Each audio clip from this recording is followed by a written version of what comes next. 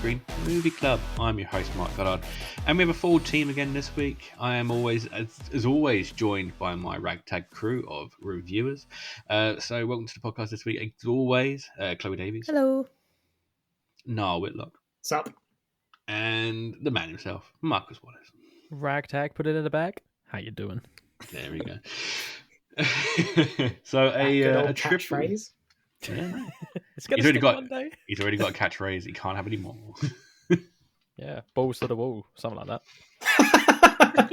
Yeah, that's it. Yeah, balls to the wall. You're always saying that. You're always known for putting your balls on walls And worse places.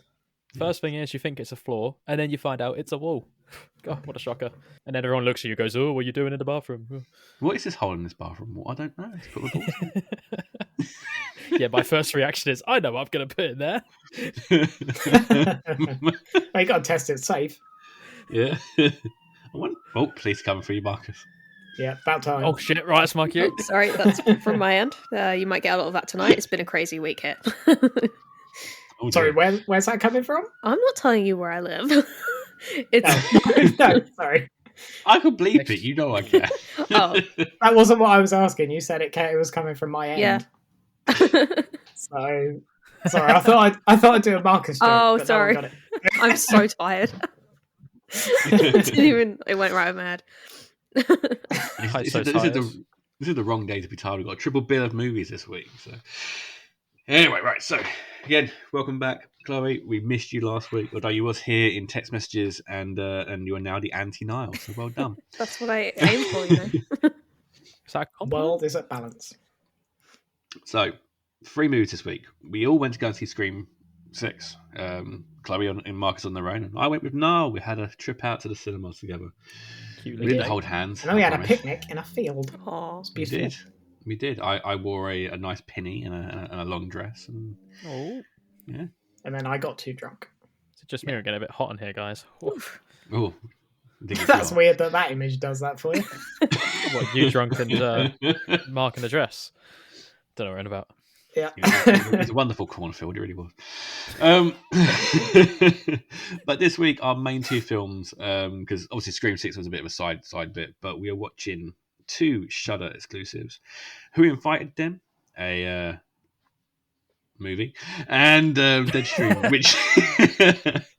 which is a found footage film, which it's similar to the start of stuff we've liked previously, but I'd like to see if the guys actually enjoyed it this time around. So, first up, how have you guys been, and what have you been watching recently? So I'm going to start with Chloe, as we missed you last week. Oh, What have you been watching 1 in second. the last 2 months for you? I better get my letterbox up because I can never remember. Right? Do you want me to pass on to Oh, Niall? no, I've got it up. It's fine. I watched Dungeons and Dragons. How It was actually really fun. It's the same directors as Game Night, which is like one of my favorite contemporary comedies. So I was like really excited. I to see love it. Game Night. Huh? Game Night is really underrated. It's so good. I love that one. So yeah, it was really, really fun, and yeah, I had a great time in that. John Wick 4, absolutely fucking incredible. Like, it was just, it was 2.5 hours long, and I could have watched it all day, quite honestly. Like, No spoilers, because I've seen no it. spoilers, don't worry. But I haven't seen 3. it's amazing, and there isn't a bad film in that franchise. But the audience reactions in this film were just so amazing. Like, to the fight scenes and everything. It's just so perfectly choreographed. But yeah, I also saw Rye Lane, which is a rom-com that came out, and that was really cute. And I went to see it on my own, as I usually do with rom-coms, and I always feel a bit sad. Like, you know, when you go in and you're just like, I'm like the only person in here, and it feels a bit lame, but also it was a good time. So yeah, that was really cute, and it had a really cool style to it. Like, it was very uniquely filmed, and the setting is like in sort of East London, I think, and that's sort of a character in itself in that film, and it was really good, and I'd recommend it. I feel like no one else has seen it, and that's really sad. But yeah, I guess that's mostly what I've been watching. Awesome. A good selection of movies.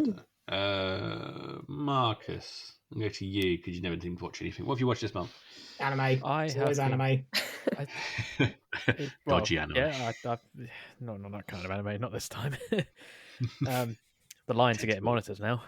But No, I have not had a chance to really watch anything. Unfortunately, I've done my usual of working most weekends, mostly in the week, in the evenings, and yeah, then get to a point going, oh crap, I need to watch the films for the podcast and squeezing it all in last minute. Not obviously, I watched it spread out throughout the time. Yeah, you didn't watch it at the last minute like I did, and literally just finished watching it as we jumped on record. I watched both films today, to be fair. I'm not proud of myself. There's 3 films. What's going on? I know. We went to cinema to watch the other one. Oh, you did discuss that. The whole picnic and the dress. And yeah, no, of course. I can't with you now. just Yeah, no, I've not watched anything else. Yeah, exactly. I have, however, watched myself in the mirror when brushing my teeth. That's about as extensive as that's gotten. Thrilling. That is as horrific as you're going to get. Yeah, 2 minutes in the morning, looking at dark circles under my eyes, going, "Why am I awake this early?" But that's about it. Okay, Niall, what have you been watching this month? I've been on a right film binge this month. Ooh. So there's a film franchise that I've never seen that I wanted to see, and also a long film that I've wanted to see for a while as well. So John Wick 4's come out, and I had till last week I had never seen a John Wick film. No. Seriously. Niall. So I watched. I know. Oh my god! If I'd known that before, we 2. would not have been friends. I know. Seriously, I've watched 1, 2, and 3 now. And last week. your thoughts? John Wick 2 is a cinematic masterpiece. They're all cinematic masterpieces, but yeah, you are right. 2 is like an actual standout. Though. I mean, there's good bits in the third one, and there's good bits in. There's so many brilliant bits in the third one, actually, like fight scene wise. But every shot in John Wick 2 is just absolutely beautiful. It's like it's so Japanese influenced, and all the neon lights, and all the long shots, and all the it's honestly, it's. I mean, beautiful. the stunts are incredible, right? Like. It's so good. Keanu Reeves is amazing. Right? Oh, so good. Yeah, I absolutely loved it. I think I tied it up. I think it was... each film's about 2 hours long. So, yeah, I watched literally over 6 hours worth of John Wick, and it didn't feel half as long as Grave Encounters 2. Yeah, it's just so entertaining constantly that it flies by. It's seriously absolutely brilliant. I can't believe, I would have loved if they ever play John Wick 2 again in the cinema. I'm gonna have to go see it because I would have loved to have seen that in the cinema. So good. So next week I'm gonna go see 4. I can't wait. You're gonna have to tell me what you think. Yeah, I've heard. Well, so someone I know really likes the first 3, but then didn't like the 4th one. Interesting. So I'm interested, but he hasn't got very good taste in films. So. Oh, well, fuck him. Yeah, exactly. And the other film I watched was Interstellar, which I've never seen before. Oh, God, I haven't seen that since it came out. Such an emotional roller coaster. The music's amazing. And yeah, I actually quite liked it. It's one of Christopher Nolan's better ones. Nice. And he's done some shit, to be fair. Tenet was fucking terrible. You looking forward to Oppenheimer? I am, actually. I am, yeah. It's a lot of cool people in that. Yeah, and all the visual effects are meant to be practical. Oh yeah, the nuclear blast and shit was stuff they did in the desert and. Yeah, so I'm really interested to see how that pans out. I think it comes out the same time as the Barbie movie, which, if I'm gonna have to choose between those two, it's gonna be Barbie. I watched the trailer for that today, and I does anybody sort of get what a film it's meant to be? Because I am confused. I sent a few people before. I don't know the target audience for this movie. I don't know either. The target audience is me. Yeah, it's just Chloe. But is it meant to be a full-on comedy? Because there's a few funny bits in the trailer, but I don't know if you can carry a whole film off a few Ken jokes. I don't know. It's just weird. So yeah, I'm kind of interested to see what happens with that. Yeah. Got your roller skates? I bring them everywhere. Okay. But yeah, that's all I've watched this month. Okay. Cool. I just want to add real quick, I also have never seen a John Wick film. Fucking hell, guys. Do you want me to, I realise I can mute him now. Do you want me to mute him? That'd be good, because clearly he needs to be. Unfortunate situation. I still got to watch number 3. Number 3, because me and my wife watched 1 and 2. We really loved it. We never got around to watching 3 because the child. And, there's a really cool scene in 3 in a weapon museum. Ooh. Where like 4 people are just all chucking knives at each other. Mm. And it's just absolutely insane. Oh, so good. No. Yeah. So I've watched for like the 10th time this in the last 2 weeks, My Little Pony: The New Generation. Oh, I love that one. Wow. It is actually a really good movie, actually.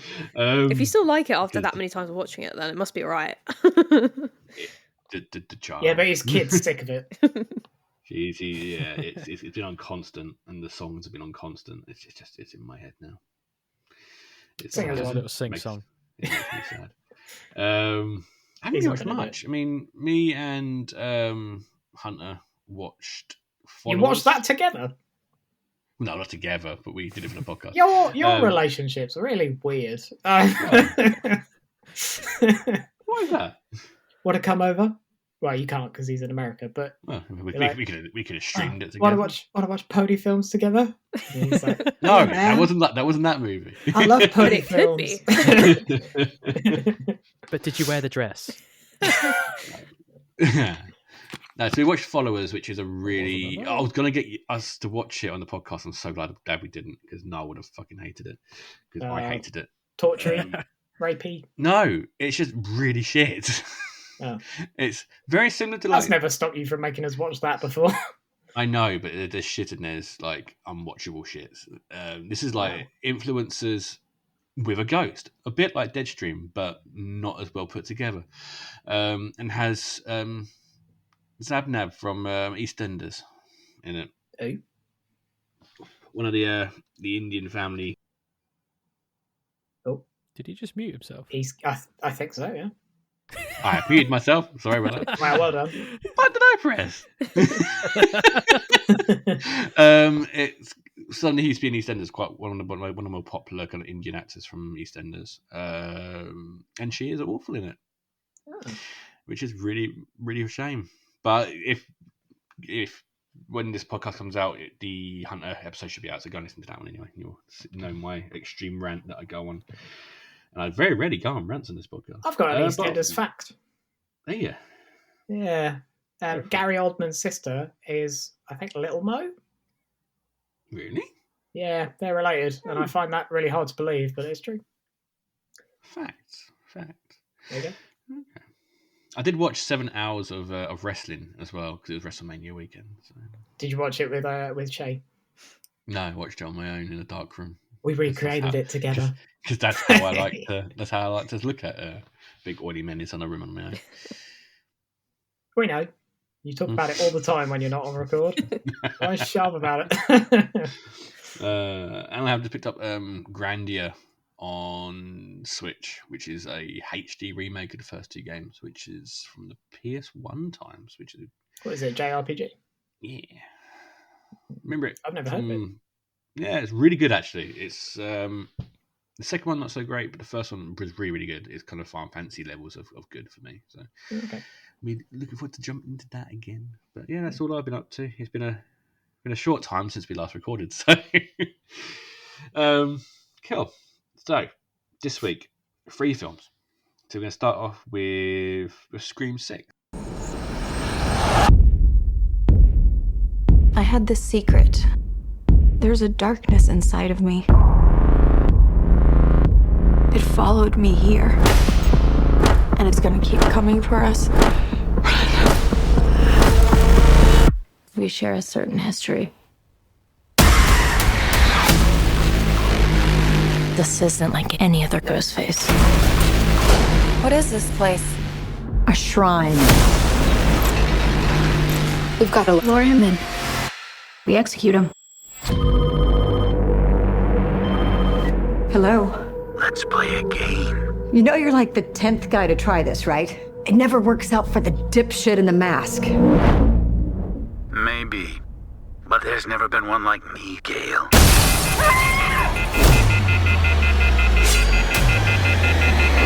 I'm something different. That's why I'm gonna shoot you in the head.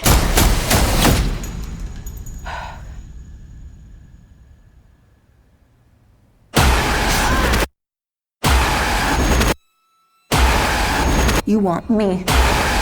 So let's finish this.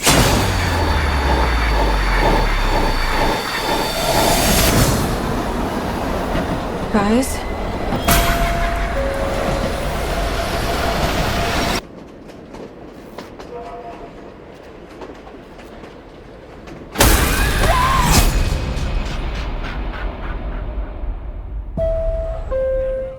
What did you all think of Scream 5? Did we all enjoy it? I forgot what we said about it in the end.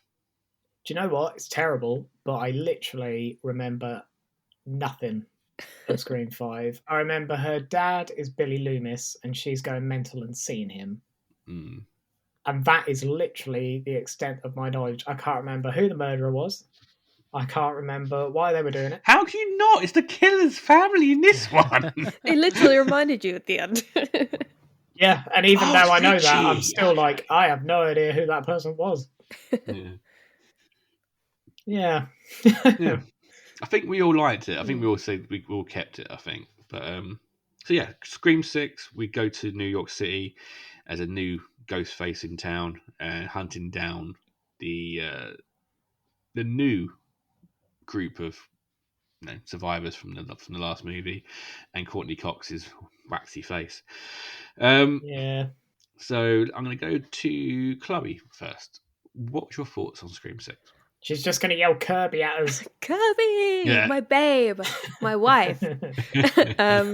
She was in my predictions for the killer, and I'm glad she wasn't. Had a little, She'll be the killer in the next had one. a little bit of a bet with my sister again, and between us, we did get all the killers. So, yeah.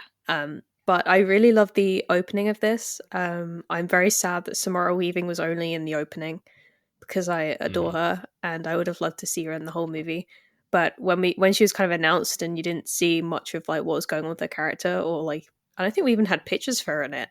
I was like, oh, I think I can see where this is going. She's gonna die like in the first bit. But yeah, I like that there's more than 2 killers. I don't think we've had that before. That was another prediction, We've and not had 3 killers. yeah, before. yeah. So I was like, I'm sure we're either going to have 3 killers or a cult of killers. That was my kind of guess. And yeah, I really like the new setting. They're keeping it a little bit fresh by moving it somewhere else, which is nice. Which they're also doing with Evil Dead Rise. So Yay. yeah, it's kind of cool, and I like the new set of characters. I really love Mason Gooding. Whenever he's in stuff, he's just really charismatic and fun. So it's just always nice to see him. When I thought he'd died for a second, I was like, surely not. Don't do that to me, that sucks. But yeah, I really liked it. It was very very cool. I like the kind of fake out death that happened, because she was in my predictions of killers, and when she died I was like, oh, was I that wrong? But then again, like a kind of Billy Loomis thing where he you think he's stabbed or whatever, but it takes way longer to come back at the end. So yeah, it kind of kept you on your toes for a bit longer. We will say now, the podcast is spoiler. Obviously. Chloe was very careful not to say who the killer was just then. But there will be spoilers. They haven't seen it, go and watch the movies before you watch this. You know this by now. You listen to this enough.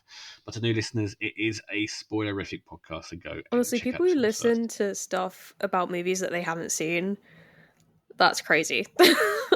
Like if they don't want spoilers. For you. It's scum. You can't not spoil exactly. Like, how else are we going to talk about it? I don't know. It's a really good film, guys. Anyway, see you next week. So yes, film and stuff. Yeah, bye now. Cool. Marcus, your thoughts on the film? I actually really enjoyed it. The what do you call it? The whole 3 killer shawam that got thrown in. It worked really well. I didn't know, like I couldn't tell either way that there was going to be more than 1 killer up until when Gail's character got attacked, and while she was getting spoken to by Ghostface, obviously her boyfriend was getting attacked in the background, and that was when I was like, there's at least 2 killers. That, and I suppose when in the opening. Now I think about it, the two sort of graduates that got killed. Again, same sort of thing. They were getting spoken to while someone then came behind and killed them. It was interesting how they done it. It wasn't until sort of around midway through when I started suspecting the cop dad, because the way he spoke, it sounded almost like the same kind of tone that the killer was using, and that's why I was like, oh, and that sounds very similar to like the pauses in his voice, etc. And then when he obviously it was fake, we realized, but was meant to find his daughter dead, and he spoke to Sam and was like, oh yeah, anyone who goes for my family dies, and he said it with such raw emotion at her. At first I thought, oh, he's just really angry and he's basically, showing that emotion to her, and then you find out obviously no, that's directed fully at her. Yeah, it's a very messed up twist, although one thing I hated, and I don't see why, but something's in the water stream for these people, because it doesn't matter how long, how big the knife is, that goes all the way into them, and they walk around like they're fine. The guy, Chad, gets stabbed like fucking 40 times with a fucking 12-inch blade all over his body, somehow still alive. Dewey. Jenna Ortega's character. Absolute pincushion. Yeah, like Tara's character, she gets stabbed, walking around, jumping around, fine, doesn't matter. Kirby gets fucking shot and stabbed. She's still apparently strong enough, after bleeding out, to pick up a TV and lob it hard enough to kill someone who got stabbed through the throat, by the way, and they're still running around. Like, they would have choked in their blood long ago. Hey, to be fair, you've never been stabbed. It might feel quite nice. You might feel fine. How do you know that? Because I haven't stabbed you yet. Hey. Well, yeah, I haven't been stabbed. But no, still, like, everything was good, except I felt like the injuries weren't focused on enough. Yeah. And it's strange for a film that pays so much attention to key details, which they did very, very well. It felt like one of the most obvious parts, the injuries, was overlooked quite a lot. Yeah. The Jenna character, she got, what's her name in this? Tara, yeah. She literally got stabbed in the back. Yeah. Like in the cinema. And she was fine. Yeah. I remember the quote from Niall, which right at the end was, I could survive that, because, obviously getting stabbed doesn't mean anything. But knife proof, I don't know. Oh, that reminds me, actually. What is it with films and not killing the killer? They hit them once on the head to knock them down, then run off. No, I'd be standing there stamping that bitch. Like, no, that's the you've joke. Just tried to kill me. You got to have a comeback. The only person to attack was Gail. She was the only smart one to actually try and go back and kill the killer. But no, but everyone else feels down though, isn't it? So it's frustrating. I'm like, just hit them again and again. Do what you just did, but like 10 times, and you'll be fine. It's the double tap rule from Zombieland. Exactly, and always go for the head. Yeah. Which she did do in the end. Niall, your thoughts on this? I liked it, but I think the ending. So, do you know what? Actually, my favourite scene was the convenience store scene, because it's so different from anything that's ever happened in Scream before. Just the fact that he had a gun and it was in a public place and it was well lit, and they knew, what they were sort of running away from. I thought it was quite a nice change. But then at the end, it sort of slipped back to its completely wacky, all over the place self. And it was a bit much for me, to be honest, the end. As soon as they ended up in the theatre and Kirby got knocked out, I sort of lost interest in it a little bit. I do think a lot of people's complaints are with the ending. Like, a lot of people I've heard have said they really liked it, except for the end just kind of lost them a bit. So that's fair. Yeah. A lot of the other bits had actual sort of, I don't know, it was just different and had a lot of thought put into it. And then at the end, they just went, it's them three. Yeah, sure. Get them to die, but then not die, and then chase them, and then, they'll die. And then all the police will come in. It just felt rushed. So, yeah, I didn't really like that bit. But as overall, it wasn't the worst one, I don't think. No, obviously three's the worst one. Well, do you know what? Now I think the fifth one was the worst one, because I literally can't remember a single thing about it. And I think that's the sixth one brought out in me, because I was like, what the fuck are they talking about? Yeah. So yeah, all in all, it was okay. But yeah, it sort of lost me at the end. Yeah, the end is out there a little bit more than the rest of the film. It takes away some of the drama, but I actually really like this one. It's in my top 4 currently. I liked all the new characters. I still think Elle should die. I think she should die at the start of the movie, to be fair. God damn, you hate Gale Gale. right now. No. I like Gale. I like Gale as a character, but I think they need to kill off the main ones in each one. They got rid of Dewey. They got rid of Dewey. Get rid of Gale in this one, and then in the next one, which hopefully will be the last one, then get rid of Sydney. Sydney has to die. Fun fact about that: did you know Sydney, or the character who plays her, was meant to be in this film, but they wouldn't pay her enough, so she said no. Yeah. Oh, really? Yeah, that's a big thing. She's like, yeah, not paying me enough, so I'm not doing it. Interesting. Yeah. Good for her. So pay her more money. Although also stupid, because what else is she in? Well, no. But just Jamie Lee Curtis her. When Jamie Lee Curtis did H2O, and then she had to do something for Resurrection, she went, yeah, just kill me off. Yeah. So they killed her off in the first bit of Resurrection. So just do that. Just kill her in the first scene. Do an opening scene. She thinks she's safe. New killer gets her. Yeah, but that'd be a bit weird, wouldn't it? Yeah. I can't tell if that would be good or that would be. I would odd. hate it if they killed off Sydney. Like, I feel like that would go against everything that the series has built up. Like, she deserves her life, you know? Well, do it where she does survive, but it is literally a Halloween ends situation where. Okay, I know how you can kill her and it be okay.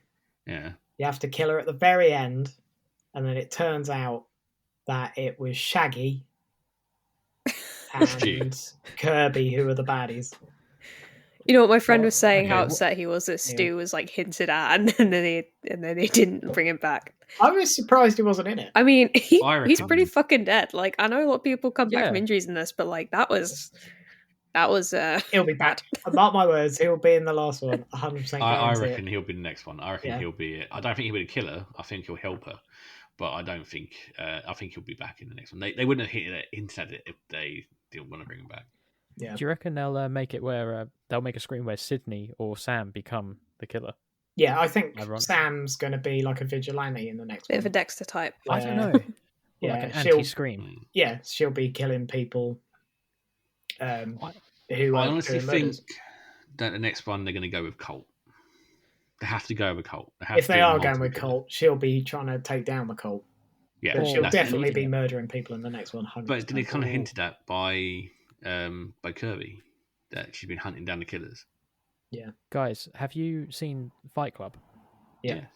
What if they do a Fight Club kind of scenario? Because Sam was having a bit of psychotic episodes throughout this. And what if the next film is her trying to hunt down the killers with her friends? Like, no, we're not going to do this anymore. Only to behold that all these mysteries she unravels, and at the end of the film, to find out it was like a bipolar personality, and she was actually the killer this whole time. And they all realise, like, oh shit. Yeah, it could happen. That's gonna be Scream 7, isn't it? For fuck's sake. Meatloaf had boobs in that film. Is that your main takeaway from it? Well, lots of people forget, but I've never forgotten. No, don't worry, I didn't either. But I did feel that this film is pretty much Scream 2 again. It's all the hits from Scream 2, the van scene where Randy gets killed, the fact that it's the family members, because it was obviously in Scream 2, it was his mum who was the killer. Doesn't Gale get stabbed in that one as well? She gets stabbed in that one. Yeah. Her scene, Kirby is dressed pretty much the same as what Gale was dressed up as, with the whole gun part of it as well, in the theatre section. It was all set in a theatre setting. This was set in a theatre setting. So many parts of Scream 2 just thrown in it. It was in a cinema, it was the first death.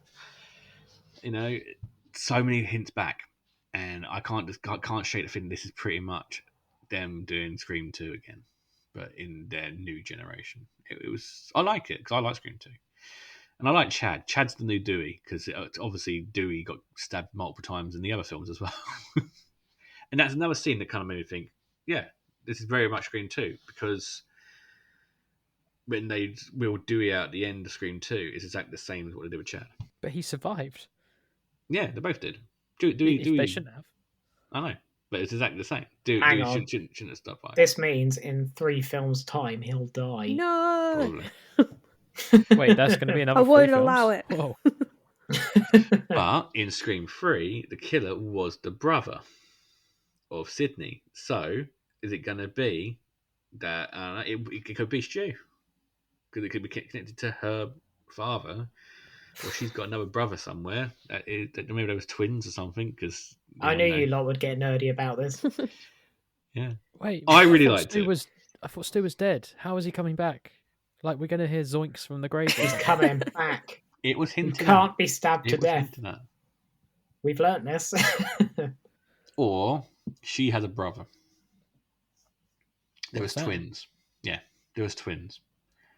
Oh, okay. Identical twins. And the brother would lead this cult. This is literally like Assassin's Creed Odyssey, where their siblings and the brothers leading the cult, and now the sister's hunting into the brother down. Oh my god, this is Assassin's Creed all over again. That is going to be my prediction. She has a brother that she doesn't know about. He's got a cult of people. He was the one who instigated the deaths in 5 and 6, and that's where, and then he'll be revealed as the killer, just like in Scream 3. I have a slight flaw.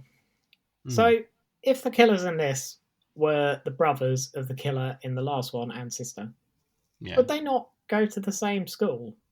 Because they were about the same age. And there's the inn.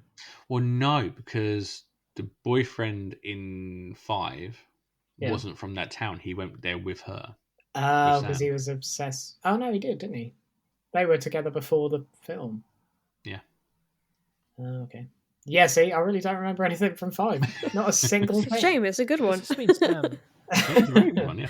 5's good. 5's one of the top ones. Yeah, that's one of my favorites. I Okay. moaned about it now the whole time. So let's go ask the question then. Chloe, keep it or Bennett? Keep it. Marcus, keep it or Bennett? Keep.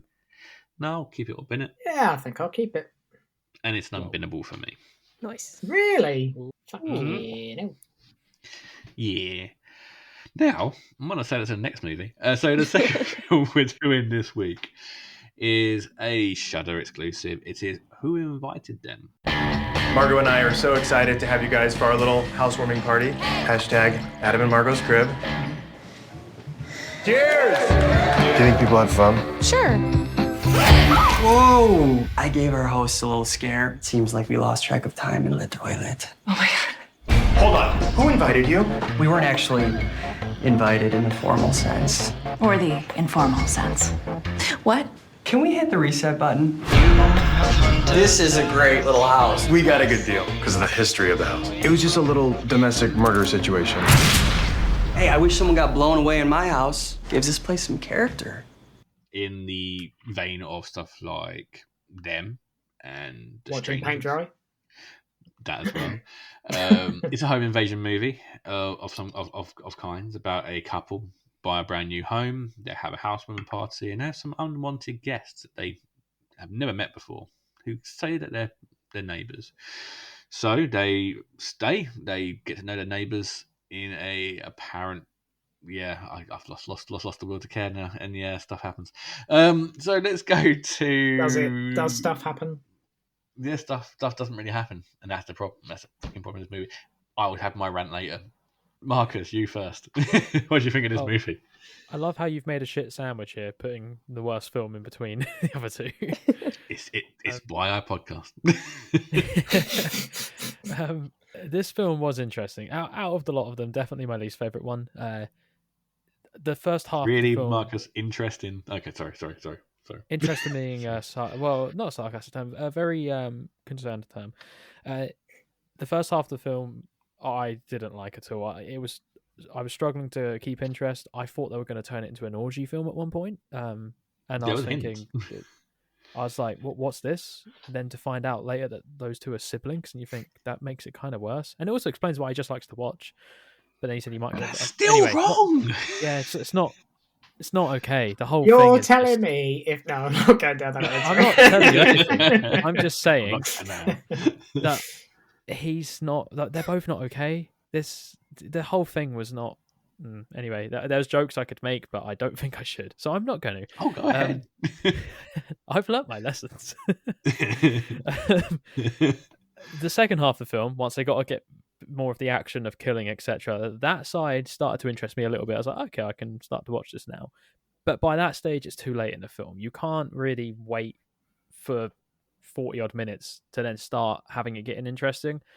The one bit that I did find slightly interesting was the fact that there was a few surprises thrown. Like I assume the sister that came to check in on them ended up shooting the fucking main guy, and I was like, oh god, that's going to turn into a big thing, and it just didn't, and there's nothing really happened with that. I was like, oh, you've lost me again. And the ending scene, we'll talk about that, when he finds the glass and he starts freaking out. It's like, why is it not skipping the record? And I looked it up. Wait, spoiler alert. Oh yeah, sorry. No, I said spoiler alert afterwards. That's how we roll here. Oh, yeah, sorry. So, we're too early now. So I looked it up. Hey, I did it early enough in this podcast. Thank you. Yeah, that's true. We said it probably about 10 minutes ago, and we've been recording for over half an hour. But shush, damn it. That scene where he's got that brandy glass or whatever it is to hint that they're still being followed by those twins. And the fact that the record works now. Do you remember earlier in the film, the guy mentions, "Oh, it's okay, I'll get you a new one." He's like, "How are you going to get me a new one?" He's like, "I'll get you a new one." It's obviously hang on, a new one. So that was actually happening. Yeah, no. Well, there's just two assumed theories. he was like dead or something, and it was like a hallucination or some shit. Yeah, same. There's two theories that are out. One of them is what I just said, that twins are sneaking in and basically they're stalking them and still watching them without them knowing. The second theory is that the guy is hallucinating the whole thing, and he's just going a bit insane. I like the first theory. Yeah, it sounds a bit more. I think it's sort of beyond this film, to be honest. I think that's too clever. Well, that's the thing. I feel like they would try I didn't even see who made the film. I should have looked it up, but it felt like the idea that was being tried could have worked, but I just didn't see it working properly. And there was bits like there where, whether they were intending it to work or it just accidentally worked, it wasn't enough. Yeah, mic drop. Chloe, your thoughts on this one? Just while you're on the topic of that end scene, when he's like, "It's not skipping," I don't know why it had the same energy as that scene from Trolls. Was it Trolls 2? What? When he's like, "Oh my god, they're gonna eat! They're gonna eat me! Trolls Oh 1. my god!" That guy. Like, it just reminded me of that. Like, God. I can't explain why, but yeah, it wasn't that tense. Like, it was mostly just a nice little dinner party thing where they were just, having a good time. And every so often they were sort of being gaslit, but like not loads. Like, it wasn't. I could have done a much better job than them. Yeah, it wasn't until like, the end, like right at the end, it felt like it was getting like ramping up more. Like that scene where they're like hitting each other. That was actually like a really cool scene. I feel like they should have done more of that kind of shit. Abuse. Because it's like they started to do something, but it just went kind of dead, and they were like, "Oh, you're not actually that bad a couple," but it's like, aren't they though? Like, they got really up in each other's faces in that scene. Like, I would have actually liked to have seen their relationship tested a bit more. Like, I don't know, it's just so slow. And then there was that the woman, like you said, driving to the house. Just yeah. What was with the weird dog filler? Dog filler? Like, her husband hit a dog earlier in the film, and then she was going to shoot the dog, and then she didn't shoot the dog. Yeah, probably just so they could put a gun in there. One of like 5 or 6 unanswered questions in this also, movie. That just reminded me, like, of just thinking about that woman, because she's got the kid for the night, right? And when that kid was at the start of the film, I was like, he's adorable, and I want nothing bad to happen to him ever. But also, he would be a great character to put in danger to make this a tense movie. And then they just got rid of him for the rest of the fucking film. I was like, if they just kept him there for that extra sense of like danger and threat, like that would have been a really cool element. But they got him babysat for the rest of the movie. Yeah. In a way, would you like to be more like Speak No Evil? Like, have the kids. Yeah, that is the kind of film that reminded me of, but like kind of opposite ends of the spectrum in a way. Like, because that film is fucked up and disturbing, and it sticks with you. But yeah, this one was a lot more polite. For yeah, I mean, the other movie, Speak No Evil, is all about politeness, and this is even more polite. Yeah, but like not in the way that like that film like turns it on its head completely. Just there is something about the bad guys in this movie where I'm like, I was actually kind of like on their side a little bit. I don't know, like they're still fucking weird because I hate the fact that they're twins. Like that is just strange. Yeah, but especially after the conversation. Yeah, exactly. I was like, oh, like come on. You're telling me if she? No, I'm not gonna. Sorry.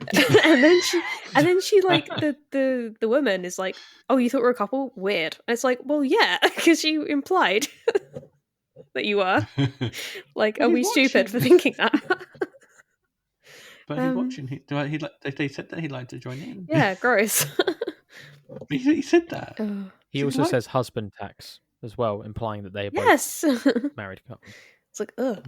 But he says that they tag in, and she likes it when he tags in. That's wrong. Cheeky little incest going on. Yeah, I think that's how they refer to it in court as well. What, cheeky little incest? Yeah. You, sir, have been charged with one cheeky. It goes, yeah, it was worth it. It's like a weekend out. Anyway, sorry. You gotta beep that out. I'll beep that out. Leave everyone to wonder, what did he beep out? They're not even known for that. They're not from it. Another beep out. They're not from beep or beep. or beep. All right, Niall, your thoughts on this one? It was so boring. I'm surprised you watched it, honestly. Like you named bits that you remembered. I was like, oh, yeah. I actually watched the whole thing. I thought about skipping a lot of it, but I generally stuck with it because it's not a long film. It just feels like a long film. I was honestly quite jealous of the hamster, if I'm honest. Why? Do you want to be in that mouth as well? He doesn't have to watch the film. I actually felt about the hamster. Like, you're remembering more of this than I am, and I watched it last night, so... Yeah, it's quite vivid. But, like, so much of it just didn't go anywhere. Like, the kid's dreams, the kid in general, as we've concluded, the bit at the end has completely gone over my head if the theories Marcus is talking about are true, because it all looked too well lit, and it looked like a dream. And the way she was acting... He was screaming at a record player and she was just sitting there like washing a dish. There was a theory on that. Sorry, just to jump in quick. There was a little theory on that. People were saying that because they both experienced different types of trauma, he watched the PTSD. Well, yeah, he watched the couple get murdered, however, his wife only discovered the bodies, which could give them two different types of events. And that might be why she was calm when he was getting angry, or just the way they deal with it. See, this is the problem as well. I think lots of people online are probably looking too far into this film because it's so fucking boring. You've got to come up with your own storyline for it. But, like, what was with the kid's dreams then? Like, why was the kid having dreams about his parents being cut up? Again, a second question that hasn't been answered in this movie. Yeah. A great opening bit, which they completely threw him. I'm not having him in the film like Chloe's in. And I just the two villains, the twins. I didn't even find them sinister. I just found them so fucking annoying.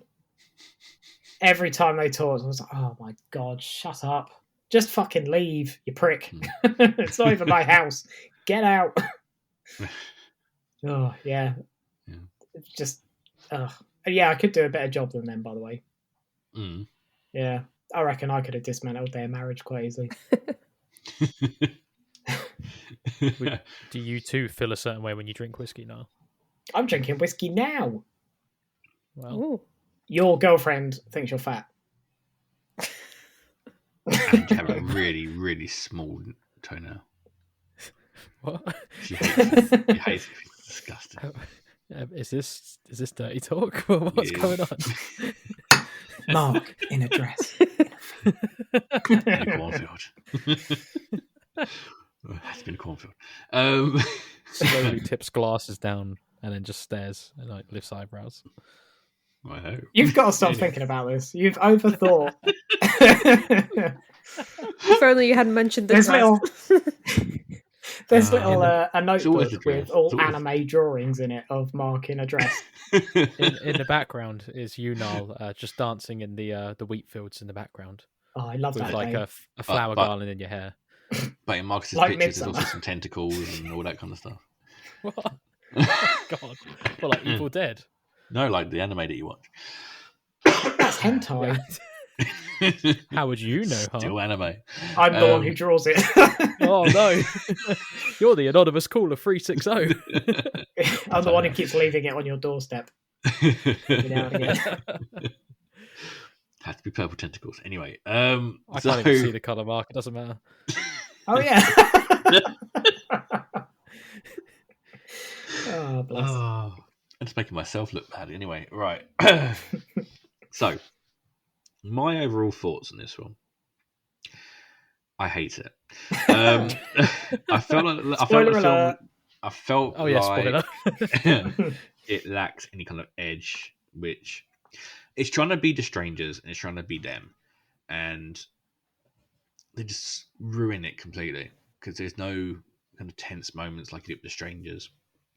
If you're gonna kind of fuck about with them like they're doing them, then you get that tense moment. This you get nothing. It just felt mundane. It felt boring. It felt pointless. And yeah, like I was saying to Chloe, like it's trying to be Speak No Evil, which I didn't enjoy, and I've said made that clear on previous podcasts.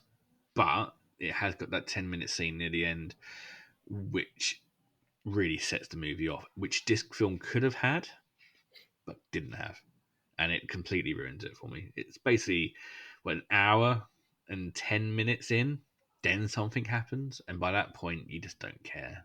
You kind of want them to die. Morbid, lovely. Yeah. Yeah, and it was to get like 8% of the movie with the friends circling the neighborhood trying to find a place that she was in literally like 2 hours previously. How can you not know where you're going? Anyway, saying something positive a bit, I can't say much, but I'll try. I want to say that the acting was okay. It wasn't great, apart from the main actor. He was fucking awful. I suppose the twins are okay. I think that's again, that's probably why I like them the most. I think they were my favourite actors in the film. Trouble is with that is all their lines were so dry.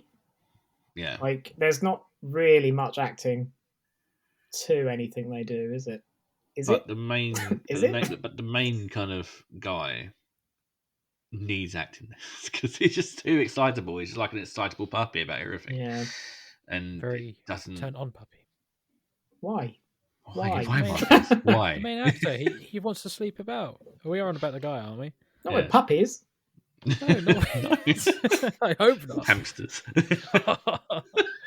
That's how it died. Who knew? Oh, there you go. Sorry. Why is it brown? What? Oh. Why is it gooey? Oh, that man's clearly been to a pet shop, and he's clearly banned from a pet shop. Sir, you need to stop sneaking in. It's the 5th chinchilla we've lost this week. Stop it. Makes the word Siberian hamster completely different if you're a horror fan. They're evil. Used to have one of them as a kid. So is that movie. Evil. But so is the movie. For a few minutes of it, though, I was hoping something would happen. When he had the neighbours kind of tied up, I was hoping for something good, and they just didn't do anything with it. Yeah. Apart from cantaloupe or suffocation. What do I usually like to do? Yeah. Then they stabbed a friend. She doesn't die. She's obviously still got the kid babysitting. And yeah. Then there's the unanswered questions. I say that again without muttering. It's also the unanswered questions. Like Niall said. What the fuck about the boys' dreams? What the fuck was that ending? And were they fucking? Who knows? We'll never know. Hopefully, never know. Hopefully there won't be a sequel. Guys, it's as you know, it's just Shudder probably will be. It's just a cheeky bit of incest. That's your catchphrase, isn't it? Oh god, no, that's balls to the walls, cheeky bit. No, right? No real resolution, bad acting, and about an hour and 20 minutes of life that I could have been watching anything like My Little Pony: New Generation or something. I don't know. Chloe, let's go to you first. Keep it or bin it. I wouldn't. Can I have it like teetering on the edge of a bin? Like, I don't hate it, but I wouldn't rush to rewatch it anytime soon. You know. Bin it. You can keep it on the kitchen counter next. Yeah, to like if it falls, I won't be too upset. You know. Yeah. Bin. No, keep it up in it. To the bin. Okay, Marcus, keep it up in it. Bin. All right. I'm going to do Thank. It was introduced last episode. Into the incinerator it goes. Oh my! Can I ask what's put in the incinerator? No, what did you put in the incinerator? What did we watch last week? I've erased it Puppet from my brain. Master and Muppets Haunted Mansion. Oh, it was Puppet Master. Fucking terrible film. Absolute piece of wank. He said you'd love that one, Chloe. But I'd rather watch Puppet Master on repeat than watch this again. Are you kidding? Nothing happened in this film. It's like a bland. No, It's like a wet rag to the face. That's what I mean. I'd rather watch a pissy Puppet rag Master to the on... face. That's what I'm saying. I'd rather watch Puppet Master on repeat than watch this movie again. And Niall, I don't know about a pissy rag, but a bucket of piss. Now that could bucket lead of- nicely on a into the pissy next rag. one. What a segue. Amen. Spoiler alert. Oh yeah, spoilers. There's a bucket of piss in this movie. We're really bad at this. So, our next movie for this episode, our last movie for this episode, is Deadstream. Lily King 98, Sean, please do the right thing and help the spirits of this house find rest. Hell no! I'm not an exorcist, Lily King 98. Oya Boyo, are you still with what's her name? No, shh, we're here. That's where it happened. Mildred hung herself right at the top of these stairs.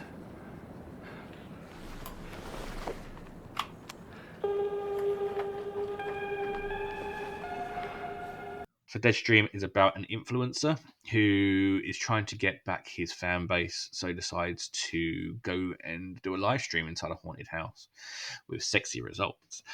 So, sorry, sorry. First off, I'm going to say. Anyway, no, I'm going straight to you this time. What are your thoughts on this movie? So, I say a lot on this thing, podcast or whatever we do.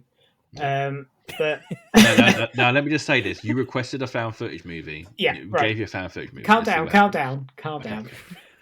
So I say a lot how bad the practical effects are, and you can have bad practical effects and makeup if you have the most perfect pacing I've probably ever seen in a horror film. I love this. Thank film you. So much. Thank you. I think it might generally be one of my films of the year so far. Bro, it was like my favorite last year. It was so good. I absolutely loved it. It's just brilliant. They absolutely nailed the YouTuber thing. Like I'm so happy you like it. You don't even know. So good.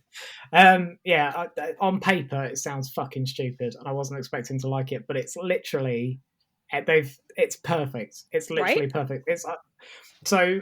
We used to, I think, in the first year of this podcast, used to make fun of Marcus because we thought he used to have a YouTube channel because he seems like one of those YouTubers. And you know when they're like, he did. You won't tell us what it is. Yeah, it was like, oh, my name's Marcus, boys. I'm a magician, and it was like magic. I can't remember Big it. Boy 68, thank you. But he was literally like that. He just had utility pockets full of stuff. I love the idea of him setting the cameras up and explaining it at the same time. Like the pacing was just so good. And I absolutely loved it. Some bits are really tense. Like it's got the jump scares are really good in the cinema because the first time I watched this, I was like laughing 1 second and the next second I'd be shitting myself. Like it was really, really good. It really knows how to do tenseness. And it has little bits in the background. It's like a more, bizarrely I'm saying this, it's like a more serious Hell House, and yet it doesn't seem like it was gonna be. Yeah. But like even the house felt massive. It didn't feel like a small set. Where in Hell House, it feels quite claustrophobic. I think this was an when they're moving actual into the house set that has like a sort of urban legend to it. Because I was watching a interview with the directors, and they were saying how they use like a real house that like apparently supposedly these two brothers had died in there or something. So Whoa. yeah, you got the real thing. It looked really like that. Yeah. To be honest, I didn't think it was a set because like everything is. It looked perfect, like an actual heroin den. It was. I honestly I loved it. Yay! And yeah, the bits in the middle were proper tense, and the ending was a bit wacky and stupid, but it was good. I'll probably watch it again, to be honest. It balances comedy and horror so well. That's what it is. It's well paced and it's beautifully balanced. Yeah. Chloe, this is one that you mentioned a couple of times. Yes, watch, because so I'm always what are right. your thoughts? As we know. Yeah. That is arguable from my point Shut of up, view. Niall. I'm right this one time. That's all that Silence matters. I obviously love this film. It screened at Fright Fest last year, and generally people who you spoke to who had seen it mostly said from people I knew that it was their favorite film from the festival. And I do think it was still one of my favorite films of last year. Like you said, it's perfectly paced. I've watched it maybe 3 times now, and it's still so good. Like, it's Evil Dead influence is just really. Yeah. I would most compare it to Evil Dead 2 because, like you said, the horror and the comedy is just such a perfect mix. Like, I totally forgot about the bit where he gets waterboarded by his own piss. Like, that was a wonderful surprise because I totally forgot that happened.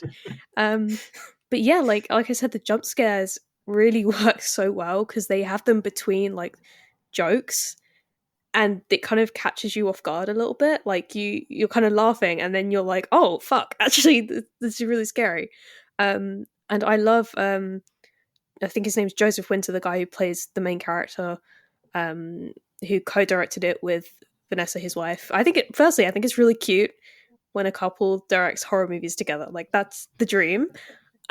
And yeah, he did such a good job in this role. Like, because he's in theory, such an unlikable person. Like, he's this annoying influencer who's like a shitty person and who just doesn't change. And yet you're kind of like, you don't hate him so completely that you can't watch the film. You know what I mean? Because it'd be really easy for anyone else to make this character so unlikable, uncharismatic that it would make the film watchable.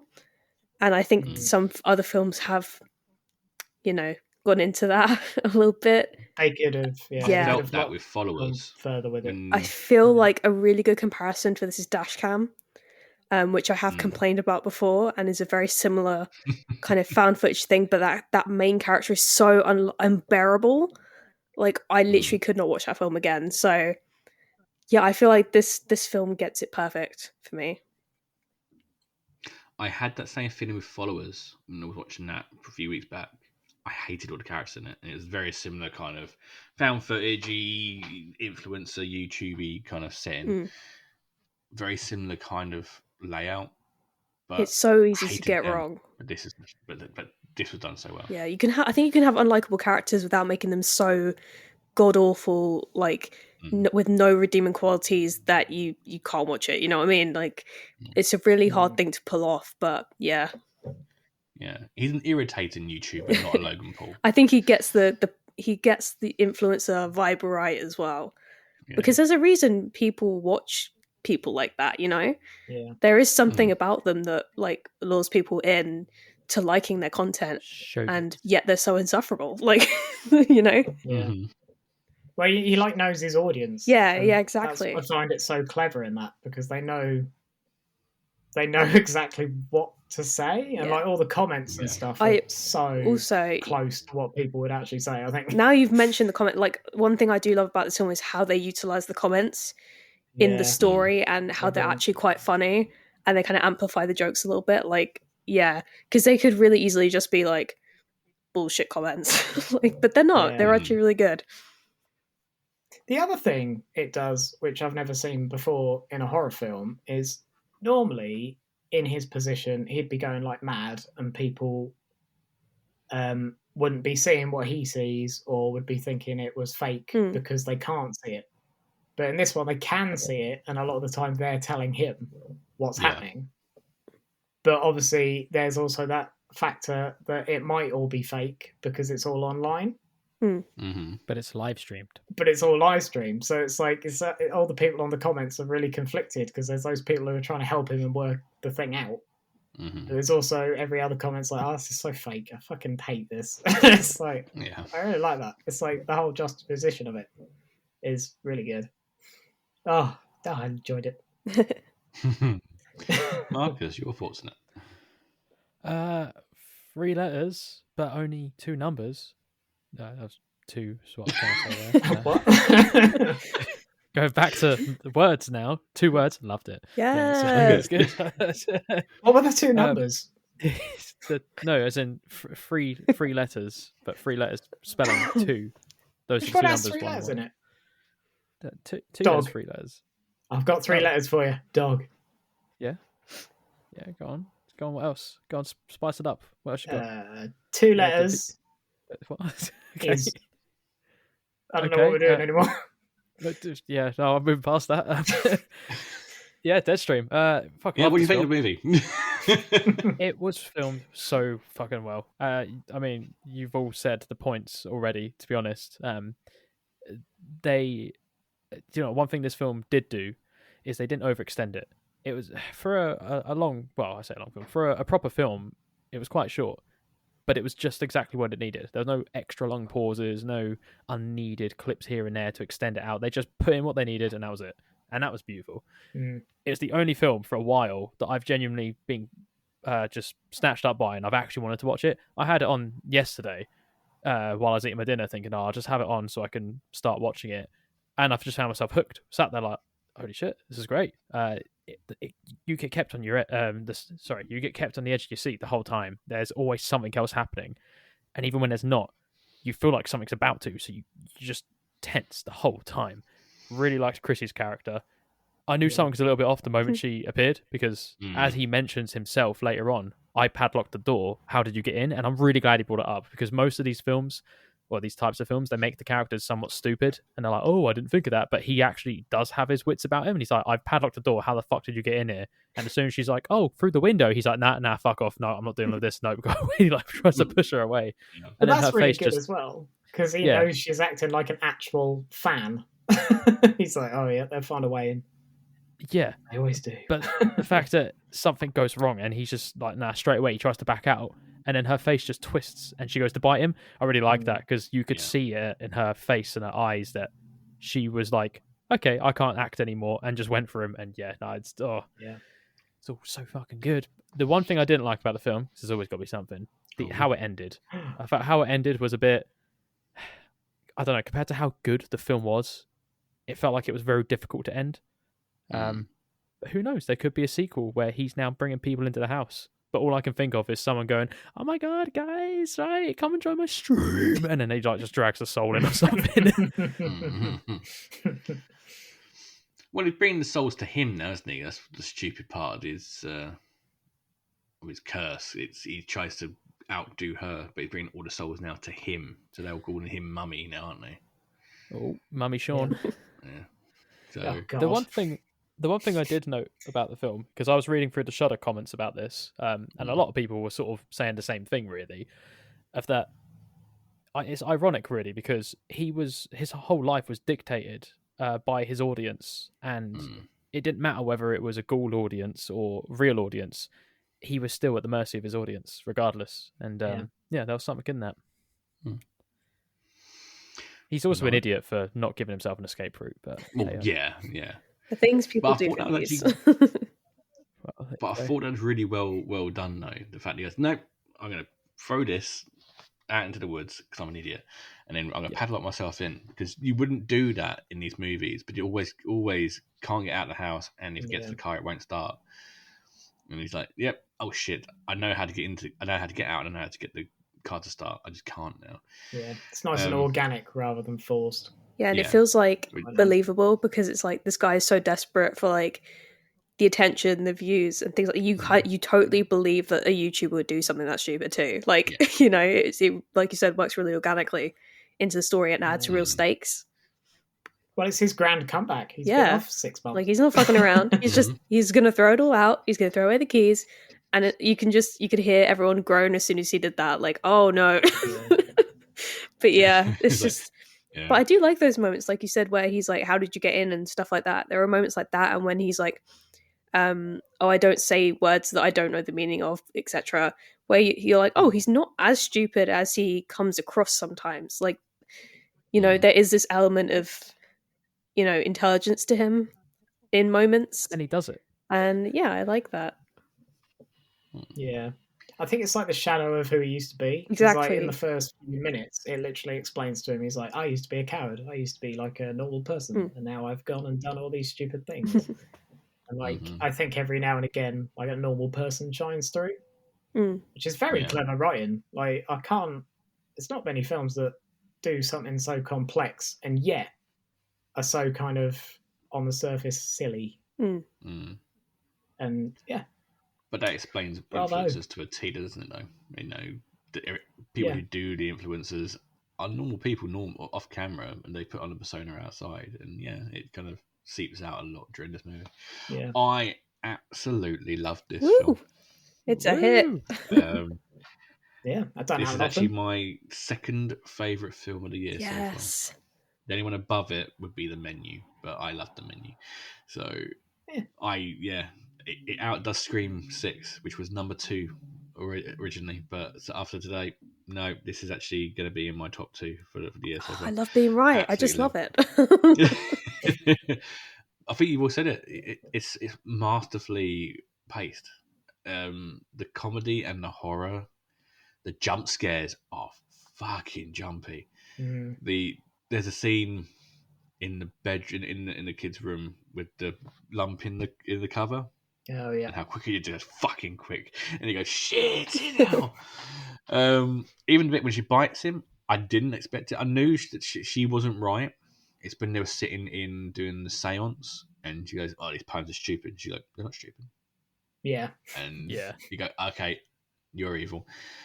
But then she just there's a sudden kind of quick turn of like, bite you, and there's the constant jump scares throughout this mix of him going like a twat. It was more high pitched now. Come on, Mark. Really put your oomph into it. Made perfect. So perfectly done. And I'm starting to soften up more to found footage movies. This goes up the top there with films like Hell House and Blair Witch. It's one of the top ones out there. I mean, there are actually so many good ones. It's just like, because they're so easy to make, there's just so much. It's such a saturated genre. But when you find a good one, you find a good one, you know?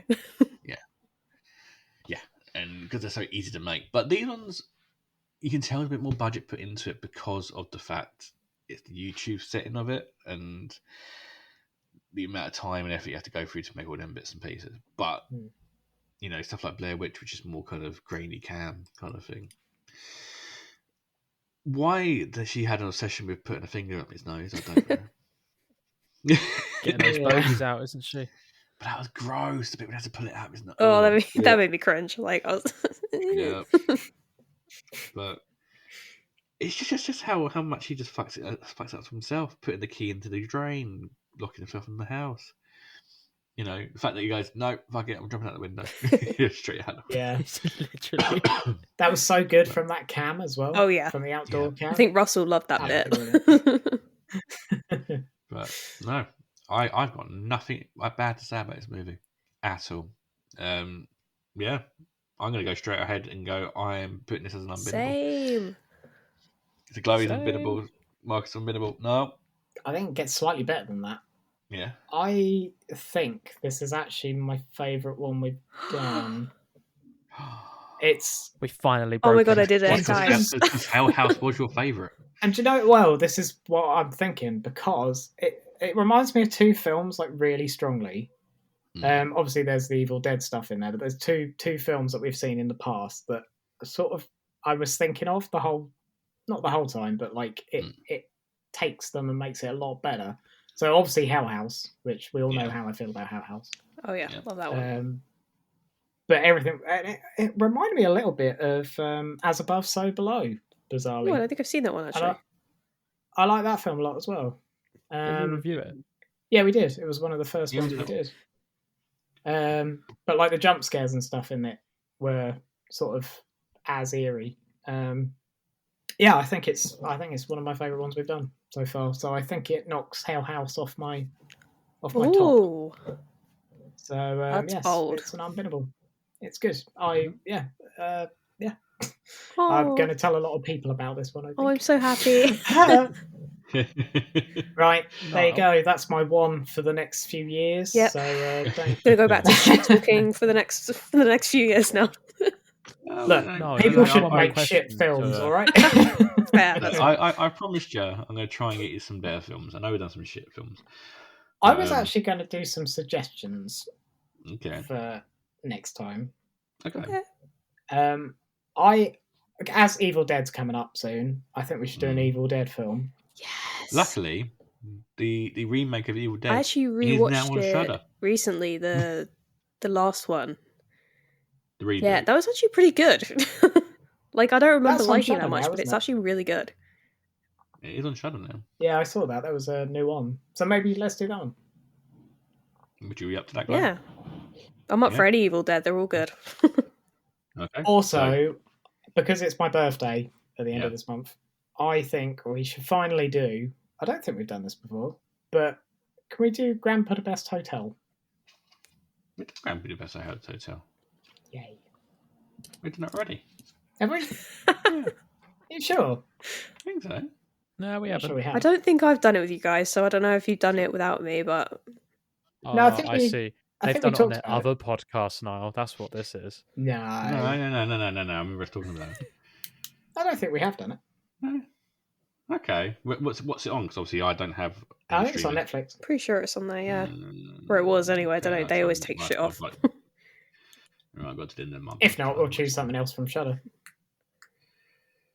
Oh, that's your birthday now. Oh, we'll let you choose this once. As a treat. Let me see if I can get it. If I can get it, then I'll watch it. Okay. If not, we'll just pick something else. We got a month. Okay. It's fine. No, there is a big question which I think you definitely need to answer, considering how highly you rated this film. Yeah. Is it better than Hellraiser 2? The unbeatable film of all times, even better than Grave Encounters 2. Oh, it's better than Grave Encounters 2. Okay. I would rather have a bucket of piss poured over my face than have to watch Grave Encounters 2 again. If we do that, can we record it, please? Because it'd be quite funny. Why would you want that? Oh, no, not to put out to the public, for personal use. Yeah, that's what I mean. Yeah. I'm not your sister. What do you want? What the fuck? Okay, so anyway. Right. So next week on Niall's request. I don't normally do a request week, but yeah, so Niall's requested 2 movies. So we're going to be doing the Evil Dead reboot from 2013. Oh, there we go. And we're going to be, if we can, to celebrate Niall's birthday, we'll do a little bit less horror next time and do the Grand Budapest Hotel, which is actually a very good film. I very much enjoyed that one. So I'd like to know what you guys also think of it. So, yep, that'll be next time. So, what a weird mix. Evil Dead and Grand Budapest Hotel. I thought I'd mix it up. Oh, yeah. And it kind of almost leads us into our upcoming summer months, which is going to be our summer blockbuster specials, where we go away from horror for a few months and do some summer blockbuster movies. The sun's come out. And we want some happiness in our lives. Oh yeah, the winter's gone, the sadness is gone. No, not the sadness. No, not that movie again. No, no. And yeah, so next episode we are doing Evil Dead and the Grand Budapest Hotel. Yay! For some reason. Yay! Thank you all for listening to the podcast. Do give us a like, share, and subscribe wherever you listen to your podcasts. iTunes, Spotify, wherever. And as always, a huge shout out to our sponsor at Bottle Book Club. They are the UK's best and greatest UK horror and thriller book box service, bringing the wonders of a haunted bookshop straight to your door each month.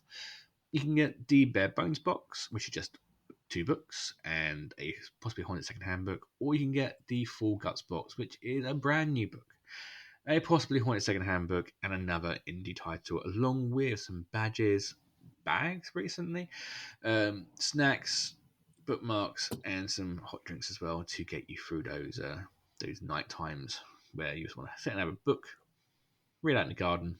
It's the spring now. It's getting a bit warmer. So go and check it out. Go and use the code BloodyGoodReads at checkout. And get 10% off your next box. As always, you can catch us over on Twitter at BloodyGoodReads or Bloody_screen. You can also catch us over on Instagram at BloodyGoodReads. Over on the website. The website's back up and running properly. So at www.bloodygoodreads.co.uk. Are you sure? Yeah, did you forget your website that you've had? You didn't sound very 25 years. No, I've changed. I've redone the naming. So that's all it. Sounded like Sing Song then. It did, didn't it? Bloody good reads. It sounded more like Ron Burgundy reading off the auto cue. Fuck you, San Diego. I'm Mark Goddard. I think. You can also catch us over on the website as well at bloodygoodreads.co.uk, where you get film reviews, book reviews. We've just got a brand new member of the book review team, so we're getting some more book reviews coming up on What happened to the old book review team? We didn't have an old book review. We didn't have an old book review team. Oh. Good. I have a new one now, something sinister had happened. No. Don't get much from the other guy. Don't know what happened to him. I had to message him, find out if he's all right. You also get some news, features, film reviews from Russell, James, and Vincent as well. Go and check them out. The guys are really good, very talented. So, go and check out their thoughts on movies and books. You can also catch us over on Facebook at the Bloody Good Reads Facebook group as well. As always, I have been joined by my 3 co-hosts. So it's goodbye from me. Goodbye from Clay. Bye. Goodbye from Niall. Balls to the wall. Oh, yes. And goodbye from Marcus. Don't forget to leave your letter by the fireplace in hopes that we can join a cult of balls to the wall. That's actually hentai left by the fireplace, but okay. Stop! Spoilers! Gotta say it. Spoilers. Just say Toodles. I said it. Toodles. You got twice now. It's purple, by the way.